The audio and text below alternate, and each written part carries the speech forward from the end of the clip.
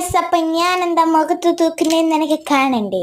അപ്പോൾ വരൂ ഗൈസ്. അപ്പോൾ സ്റ്റെപ്പ് 1, ഇത് നമ്മുടെ കസ്കി അതിൻ്റെ കുരു മാറ്റിയിട്ട് മറ്റേ ജെല്ലി പോലെ ഇരിക്കുന്ന സാധനം എടുത്തതാണ്.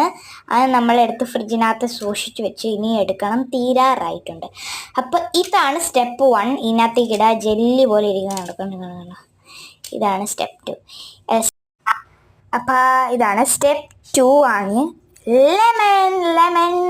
ഇത് ഞാൻ കളർ വെച്ചതുകൊണ്ടാണ് ഇത് ചീഞ്ഞ പോലെ ഇരിക്കുന്നത്. സാധാരണ ഇത് പച്ചയാണ്, ഇത് ഞാൻ കളർ ഫിൽട്ടർ ഇട്ടുകൊണ്ടാണ്. ഓക്കെ, അപ്പം നമ്മൾ നാരങ്ങ പിഴിഞ്ഞിരിക്കണം.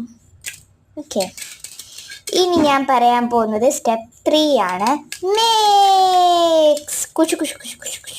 ഇനി സ്റ്റെപ്പ് 4, മുഖത്ത് തേക്കണം. ബൈ. Thank you.